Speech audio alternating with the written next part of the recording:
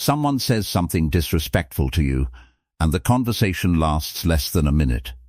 Maybe it is a cold message, an unexpected criticism, a dismissive look, or simply someone behaving in a way you never expected. You walk away, continue working, eat dinner, talk to your family, and try to move on. Yet somehow, that one moment keeps following you. Hours later, you are still replaying the words, imagining what you should have said, wondering why they treated you that way, and feeling the same irritation all over again. The strangest part is that the other person may have completely forgotten about the interaction. They are living their evening while you are still living inside yours. So why does someone else's behavior have so much power over your inner state? Why can a few words from another person change your mood, disturb your concentration, and sometimes ruin an entire day? The answer becomes much more interesting when you separate what happened from everything that happened inside your mind afterward. There is the event, the sensation it creates, the meaning you attach to it, and the reaction that follows. And if you learn to see that sequence clearly, you may discover something most people never notice. The person may trigger the moment, but what happens next is where your freedom begins. Lesson 1. A trigger is more than what happened. Someone interrupts you while you are speaking. On the surface, that is the event. They interrupted you. But almost instantly, your mind may add an entire explanation. They do not respect me. They think I am not important. They are deliberately trying to embarrass me. Within seconds, something that began as a simple action has become a personal story. And that story can create far more emotional pain than the interruption itself. This happens so quickly that most people never notice the transition. Something happens outside you, a sensation appears inside you, and then the mind rushes to explain what that sensation means. Your chest tightens, your face becomes warm, your thoughts speed up. And suddenly, you are no longer simply experiencing an event. You are experiencing your interpretation of it. That distinction matters, because the interpretation may not always be true.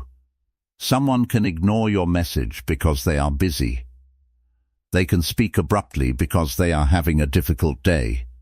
They can disagree with you without secretly disrespecting you. None of this means you should excuse genuinely harmful behavior. It means you should be careful about turning incomplete information into certainty. Buddhist mindfulness offers a different approach. Instead of immediately following the unpleasant feeling with anger, judgment, or retaliation, you learn to notice it as it arises. You recognize the tightening in your body, the uncomfortable sensation, the thought appearing, and the impulse to react. You don't have to push the feeling away, but you also don't have to obey everything it tells you. And this is where the trigger begins to lose some of its power. The event may still be unpleasant. The person may still have behaved badly. But you are no longer completely fused with your first interpretation of what happened. The event is outside your control. Your awareness of what happens inside you is not. But simply knowing that a trigger is happening isn't enough. There is something very specific you need to notice in those first few seconds, because that is where the reaction begins gaining momentum. And once you learn to recognize that moment, you can interrupt the pattern before it takes over. Lesson 2. Catch the reaction before it becomes a story. There is a tiny moment between what someone does and what you do next, but most people move through that moment so quickly that they never realize it exists. Someone makes a sarcastic comment, and before you consciously decide anything, your jaw tightens, your face feels warm, your chest changes, your breathing becomes shorter. Then, the mind arrives with an explanation. They are disrespecting me. I need to respond. I cannot let this go. By the time you notice that you are angry, The reaction may already be driving the conversation. This is why the first physical signal can become so important. The body often notices the emotional disturbance before the thinking mind has finished explaining it.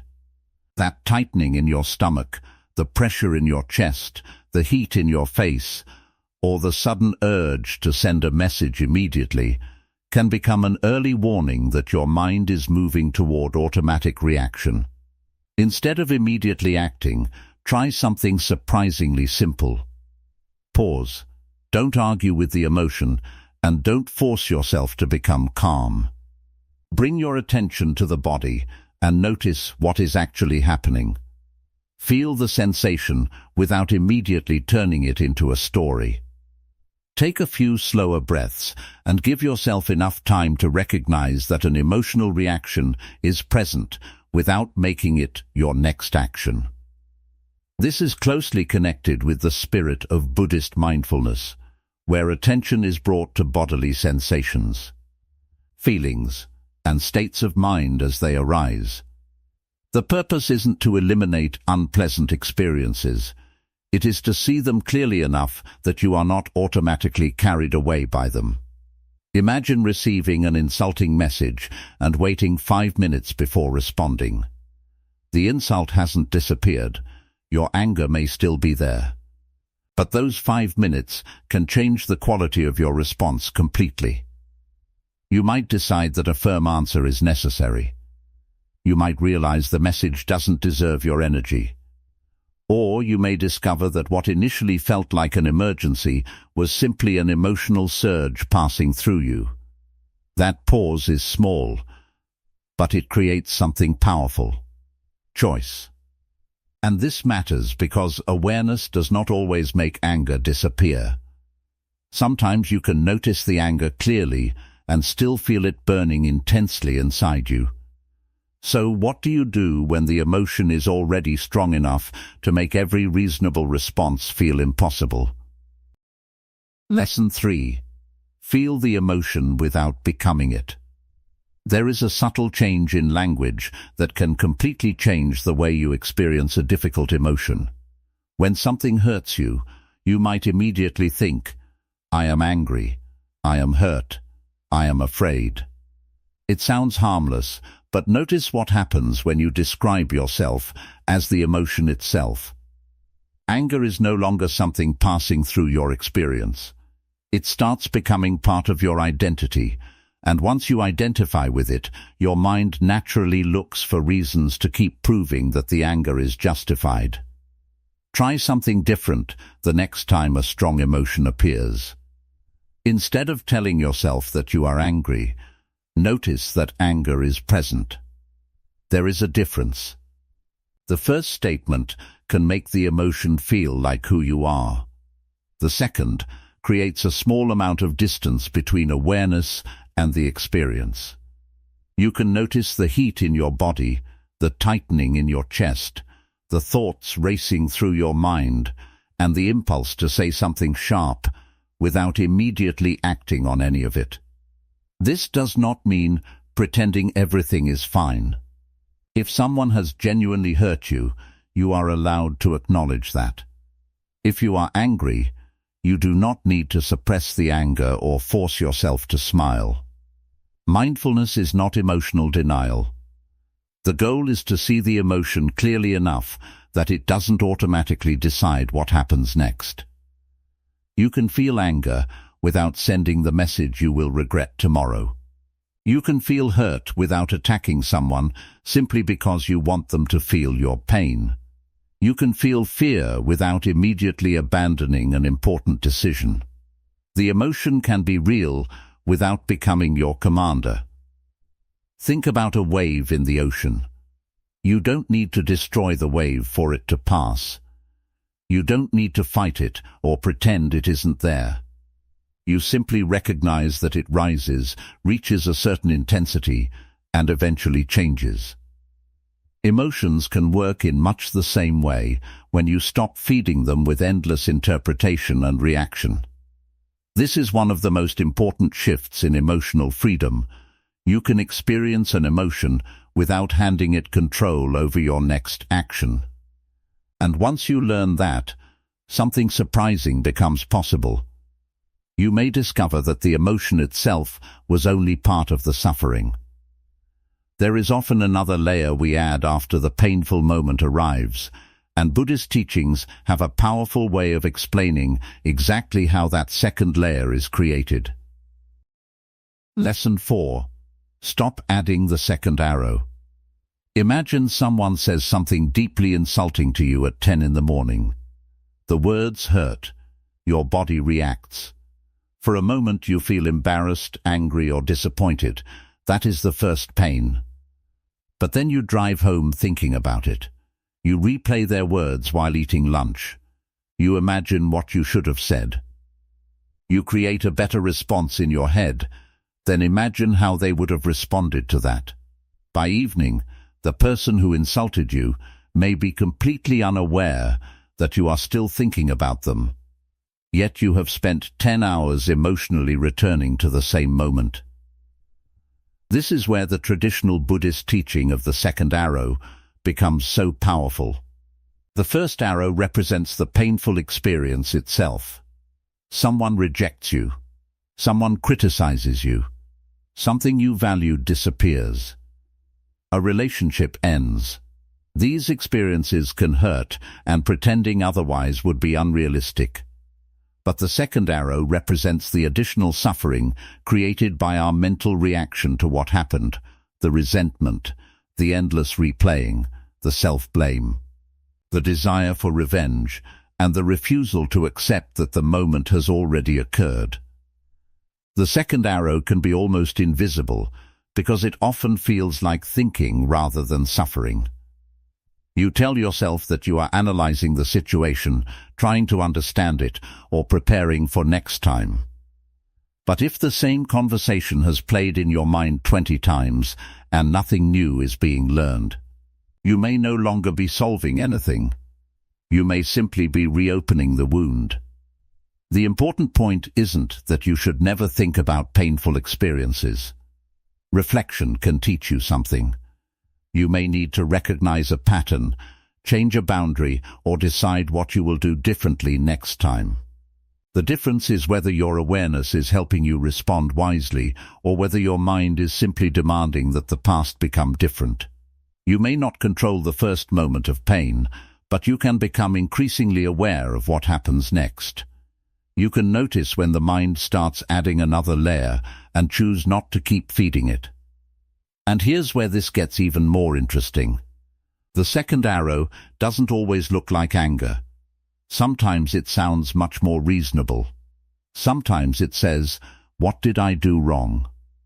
And when that question turns into a judgment about who you are, the pain can become much deeper than the original event ever was. Lesson 5. Stop taking everything personally. Have you ever watched someone become distant and immediately wondered what you did wrong? Maybe they replied differently than usual, and your mind starts searching through yesterday's conversation for the mistake. Someone disagrees with your opinion, and suddenly it feels like they are rejecting you rather than simply seeing something differently. Someone else succeeds, and instead of appreciating their achievement, a quiet thought appears telling you that their progress is evidence of your own failure.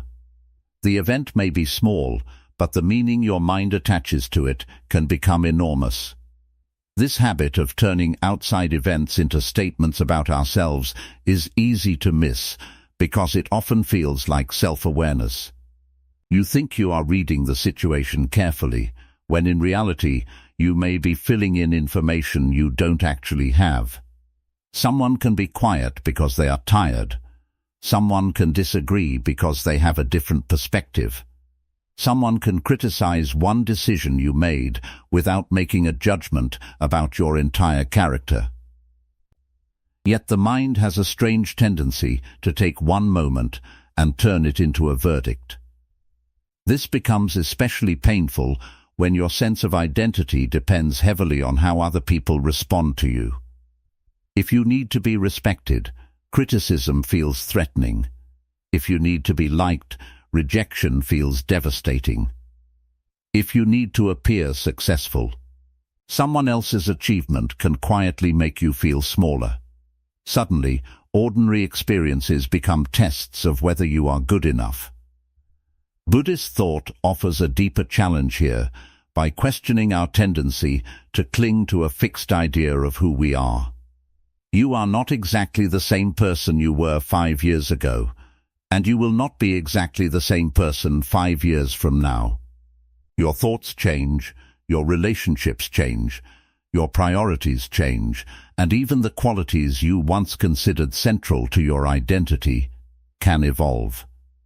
So why allow one person's opinion or one difficult moment to define the entire person you believe yourself to be?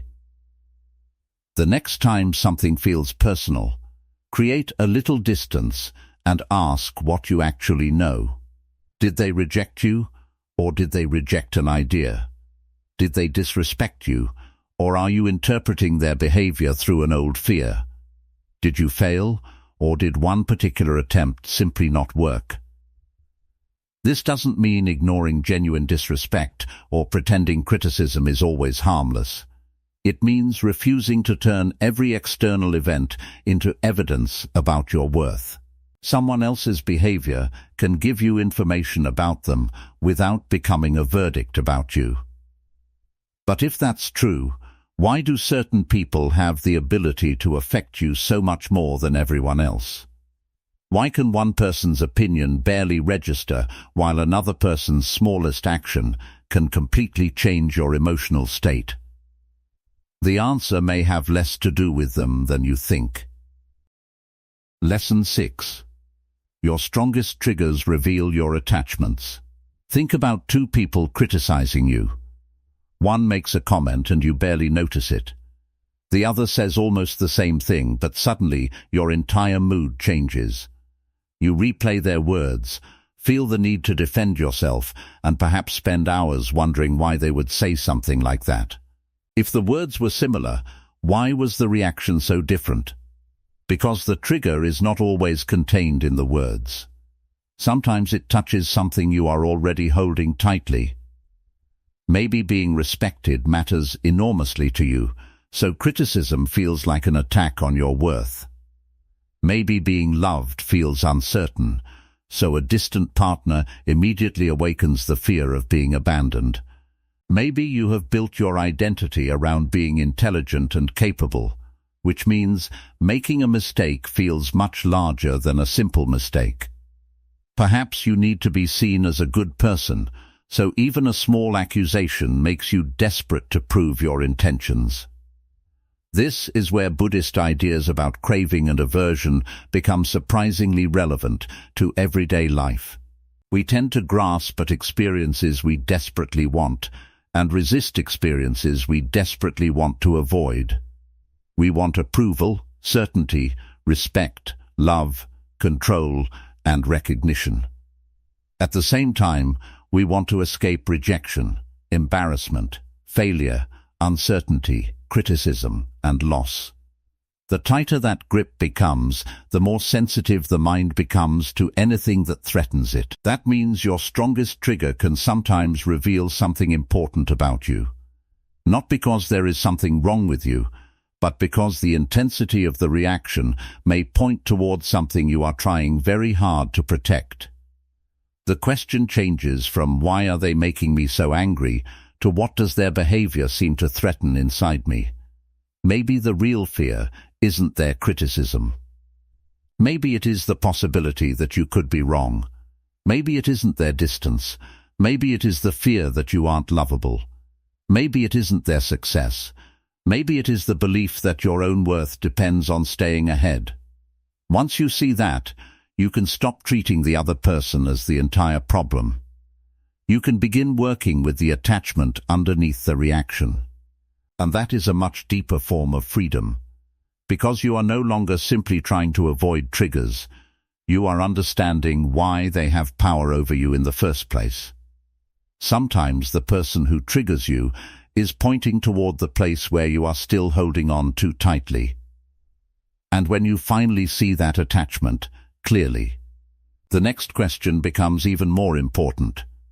How do you protect your peace without becoming passive, silent, or willing to tolerate bad behavior? Lesson 7. Don't give people the job of managing your emotions. There is a difference between protecting your peace and making someone else responsible for it. Suppose someone speaks to you disrespectfully, crosses a boundary, or behaves in a way that genuinely hurts you. You do not have to pretend it is acceptable. You can confront the behavior, step away, reduce contact, or decide that the relationship is no longer healthy for you. But there is another question that is easy to overlook. After you have done what was necessary, how much more of your life are you going to give that person? Because sometimes the interaction ends, but the punishment continues inside your own mind. You replay their words while driving. You tell someone else the story again that evening. You imagine what you should have said. You become angry all over again the next morning. The person may have behaved badly for 5 minutes, but you are now allowing their behavior to occupy your attention for days. Without realizing it, you have handed them something far more valuable than the original interaction: access to your inner world. This is where emotional responsibility becomes important.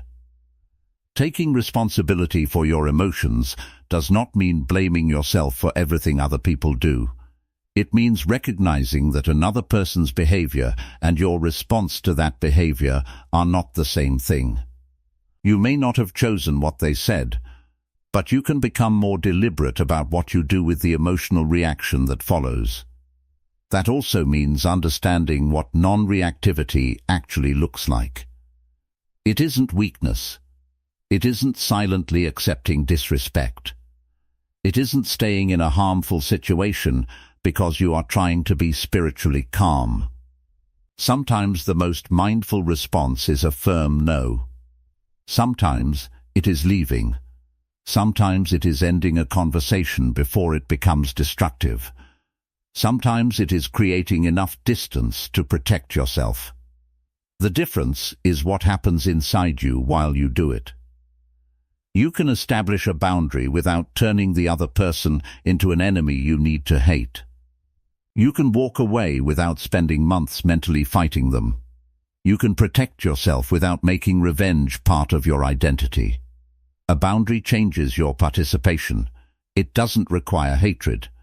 And when you stop expecting difficult people to somehow become the source of your emotional stability, you take back a remarkable amount of power. Their behavior may still matter. Their actions may still have consequences.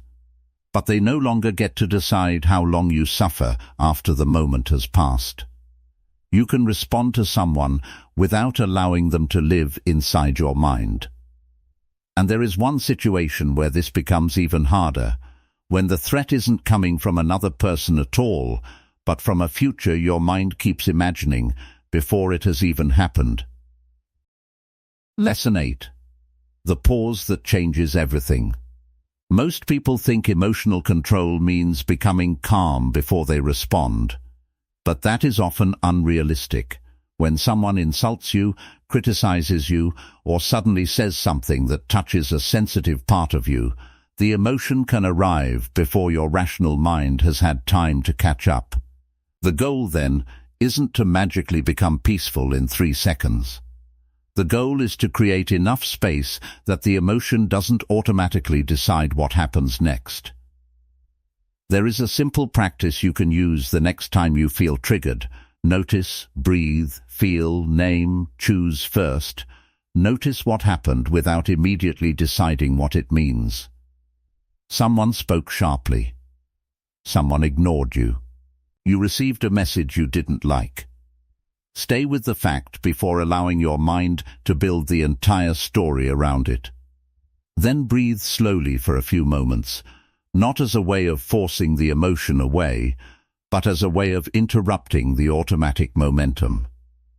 Next, bring your attention to what is happening physically. Maybe your shoulders have tightened. Your stomach feels uncomfortable. Your face is warm, your heart is beating faster. Instead of immediately escaping those sensations through an angry response, simply recognize them. Then name the experience internally: anger, hurt, embarrassment, fear, frustration. Naming it can help you recognize that an emotional state is happening without treating that state as an instruction. Then comes the most important step. Choose. Ask yourself what response actually serves the situation. Do you need to speak? Set a boundary? Wait? Walk away? Ask for clarification? Or perhaps you realize that responding at all would only create another problem. The power of this exercise isn't that it guarantees you will become calm. Sometimes you will still be angry. Sometimes you will still feel hurt. The difference is that you are no longer reacting blindly. You have inserted awareness between the trigger and the behavior. With practice, that tiny pause can become easier to access. You begin recognizing your patterns earlier. You notice the tightening in your body before the argument begins. You recognize the urge to defend yourself before the message is sent. You catch the thought before it becomes a 10-minute mental argument. And eventually, something much more interesting happens. You don't simply become calmer. You become harder to control. Not because people stop provoking you, but because you stop giving every emotional reaction automatic authority over your behavior. And that raises the final question. What would your life look like if being triggered no longer meant being controlled? Lesson 9. Become difficult to disturb. Imagine two people receiving the exact same criticism. One spends the entire evening thinking about it. They replay the conversation, become angry again, tell themselves what they should have said, and wake up the next morning still carrying the same resentment. The other person feels the sting too. Their mood changes for a while. They may even feel angry. But they notice what is happening, process it, and eventually return to their day. The difference isn't that one person has emotions and the other doesn't. The difference is what happens after the emotion arrives. This is where Buddhist equanimity becomes especially meaningful. Equanimity isn't becoming cold, detached, or indifferent to life. It is developing a steadier relationship with pleasant and unpleasant experiences, so that every change in circumstances doesn't automatically pull the mind into craving or resistance. You can appreciate something without desperately clinging to it, and you can dislike something without allowing that dislike to consume your attention. That distinction matters because trying to become completely undisturbable can become another form of resistance. You might start thinking that mindfulness has failed because you still became angry. But anger appearing isn't the failure. The important question is what happened after you noticed it. Did you immediately obey it? Did you turn one comment into a personal war?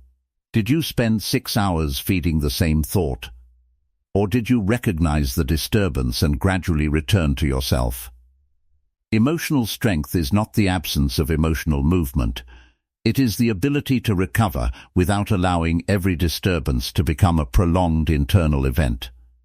You may still feel hurt when someone disappoints you. You may still become frustrated when something goes wrong. You may still have moments when your patience disappears. But with awareness, the distance between being disturbed and returning to balance can become shorter. What once controlled your entire day may eventually control only a few minutes. And that is a very different kind of freedom. You are no longer measuring your strength by how little you feel. You are measuring it by how consciously you respond to what you feel. This is also why the goal was never to create a life where nobody can trigger you. That would require controlling the entire world, and the world has never agreed to those terms. The real transformation happens somewhere else. You stop needing everyone around you to behave perfectly before you can remain at peace. And now, we arrive at the idea that ties everything together. The person who triggers you may still have the ability to create a reaction, but they don't have to determine what you do with it. Lesson 10. No one can trigger you without your participation. By now, the meaning of the title should feel very different. It does not mean that other people can never hurt you. They can. Someone can betray your trust, speak cruelly, reject you, embarrass you, or treat you unfairly. You can still feel anger when that happens. You can feel sadness, disappointment, fear, or even grief. Buddhist wisdom does not require you to become a person who feels nothing. The real shift happens in what you do after the feeling arrives. Think about a button on a wall. Someone else may press it, but the button only matters because there is a system connected to it. In much the same way, another person's behavior can become the trigger. But what follows inside you is a process worth understanding. Something happens. Your body reacts. A thought appears. The mind gives that thought meaning. An emotion intensifies. Then an impulse tells you what to do. If you move through that entire sequence automatically, the other person's behavior can end up controlling far more of your life than the original moment ever deserved. Awareness interrupts that chain. Instead of immediately asking, "Why did they make me feel this way?" you begin asking, "What is happening inside me right now? Is there anger in my body? Is there fear underneath it? Am I feeling rejected? Am I trying to prove something? Am I creating a story about what this person meant? What am I about to do because of this feeling?" Those questions don't make the emotion disappear. They change your relationship with it. You stop treating every feeling as an instruction. Anger doesn't automatically mean attack. Fear doesn't automatically mean run. Hurt doesn't automatically mean punish someone back. Anxiety doesn't automatically mean something terrible is about to happen. A feeling can be real without being a command. And this is where all the earlier lessons come together. You learn to notice the first physical signal before the reaction becomes a story. You learn to experience emotion without turning it into identity. You learned about the second arrow and how the mind can multiply pain long after an event has ended. You began questioning why certain people trigger you more deeply than others, and discovered the attachments underneath those reactions. You learned that boundaries can protect you without requiring hatred, and that a simple pause can create enough space for a wiser response. None of this makes you invulnerable. You will still have difficult days. You will still lose your patience sometimes. Someone will occasionally say exactly the wrong thing at exactly the wrong moment. You may react before you remember everything you've learned here. That's part of being human. The difference is that awareness gives you another chance. You can notice what happened. You can recognize the reaction. You can stop feeding it. You can choose what comes next. That is a much deeper form of emotional freedom than simply trying to stay calm all the time. Freedom isn't becoming impossible to hurt. Freedom is becoming difficult to control through your reactions. And now the title makes sense. No one needs to become incapable of being triggered. The goal is to become conscious enough that a trigger doesn't automatically become a command. Someone can knock on the door of your mind. You don't have to invite them inside. Give them a room and let them rearrange the entire house. The world may still press the button, but you can learn to stop handing it the controls. Return to the person from the beginning. Someone still says something irritating. Someone still behaves unfairly. A message still arrives that, in the past, would have immediately changed their mood. The world hasn't suddenly become kinder. People haven't become easier to understand, and difficult situations haven't disappeared. But this time, something is different. Before the reaction takes over, they notice the tightening in their body. They recognize the anger rising. They breathe instead of immediately responding. They notice the thought forming without automatically believing every part of it. For a few seconds, they simply remain aware. And that small space changes everything. They don't have to pretend the behavior was acceptable. They can still speak up, establish a boundary, walk away, or decide that a relationship no longer belongs in their life. But they no longer need to carry the emotional aftermath everywhere they go. They can respond to what happened without allowing what happened to become the atmosphere of their entire day. The world hasn't changed. Their relationship with the world has. And perhaps that is the question worth taking with you after this video. What would change in your life if you stopped spending so much energy trying to control the people who trigger you and started becoming deeply curious about what happens inside you when they do? Because the next time someone presses that emotional button, you may notice something you never noticed before. There is a moment between the event and the reaction. A moment when the anger is present, but the response has not yet been chosen. A moment when the mind wants to run toward an old pattern, but awareness gives you another direction. You may not control what someone says. You may not control how they behave. You may not control what happens around you. But you can become increasingly aware of what happens within you. And that is where the real freedom begins. Maybe peace doesn't begin when nobody gives you a reason to react. Maybe peace begins when you realize that between what happens to you and what you do next, there is a space, and that space is where your freedom lives.